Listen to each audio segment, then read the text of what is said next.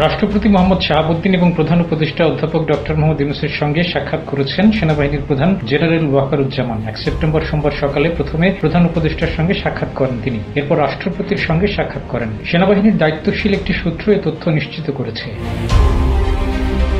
সাক্ষাতের সময় সেনাপ্রধান তার সাম্প্রতিক চীন সফর নিয়ে রাষ্ট্রপতি এবং প্রধান উপদেষ্টাকে অবহিত করেন। একই সঙ্গে বৈঠকে দেশের আইন শৃঙ্খলা পরিস্থিতি নিয়েও আলোচনা হয়েছে। ২১ আগস্ট সরকারি সফরে চীনে যান সেনাপ্রধান। বুধবার রাতে তিনি দেশে ফেরেন। আন্তঃবাহিনী জনসংযোগ পরিদপ্তর আইএসপিআর থেকে জানানো হয়েছে, সফরে সেনাবাহিনী প্রধান general Wakeruzzaman people's liberation army PL এর স্থল বাহিনীর political commissioner general Chen Hui সহ চীনের উচ্চ পদস্থ সামরিক এবং বেসামরিক কর্মকর্তাদের সঙ্গে সৌজন্য সাক্ষাৎ করেন। সে সময় দ্বিপক্ষীয় স্বার্থ সংশ্লিষ্ট বিভিন্ন বিষয় সহ রোহিঙ্গা প্রত্যাবর্তনে সহায়তা নিয়ে আলোচনা হয়েছে।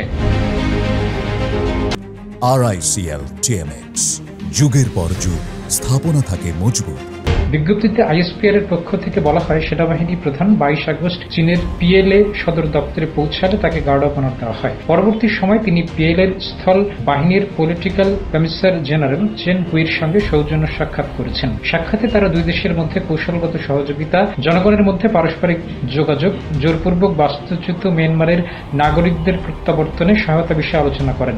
এছাড়া বাংলাদেশের সামরিক শিল্পের উন্নতিতে চীনের প্রয়োজনীয় সহায়তা দেওয়ার বিষয়টিও আলোচনা হয়েছে। ২৩ আগস্ট সেনাবাহিনী প্রধান চীনের নরিনকো গ্রুপের প্রেসিডেন্ট চেন ডেফং এর সঙ্গে সৌজন্য সাক্ষাৎ করেন। এছাড়া সেনাবাহিনী প্রধান পিএল এর একাডেমি অব আর্মার্ড ফোর্সের বেইজিং ক্যাম্পাসের প্রশিক্ষণ সুবিধা সহ বিভিন্ন সামরিক সরঞ্জাম উৎপাদন গবেষণাগার পরিদর্শন করেছেন। ডেস্ক রিপোর্ট, জয় জয় দিন।